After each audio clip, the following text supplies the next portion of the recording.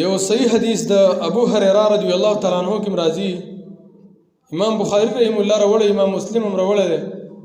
ابو هريره فرمایي رضی الله تعالی عنہ: وان العبد لا يتكلم بالكلمه ما يتبين ما فيها يهوي بها في النار ابعد ما بين المشرق والمغرب.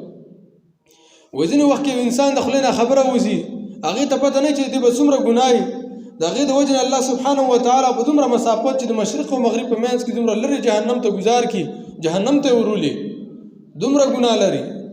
ځینې وخت کې سړی راولګيږي د پیغمبر علیه الصلاۃ والسلام احادیث هغه ته کنځلي وکړت به دوه لکه پلان کې سړی دسه کې پلان کې دسه په غلط الفاظ باندې په غلط نمونه باندې د جناب رسول الله علیه الصلاۃ والسلام سنت یاد کی، د څومره د خطر خبره ده. ترجمه استعمال کړه، خدای الله د رسول علیه الصلاۃ والسلام په مقابله کې د استعمال کړه، د الله د رسول علیه الصلاۃ والسلام په دشمنی کې د استعمال کړه. یو سړی د نعوذ بالله من ذلک دهری شوی دی یا ملحد شوی دی او الله سبحانه و تعالی ته کنځلي وکي.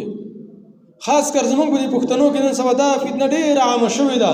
هغه خلک چې کوم بهر خارجي ملکونو ته تلي، بهر ملکونو ته تلي، نو په هغه ملکونو کې اکثر دغه خلک د اسلام نه زړه توري شوي.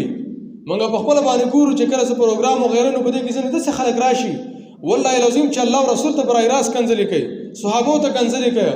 خاص کر په دې کې د امت شیعاګان هم داخل دي چې هغه هم صحابو ته کنځلې کوي. دا خلک دا داسې خبرې کوي چې الله سبحانه و تعالی به دې وجه نه جهنم ته گزار کی، جهنم ته.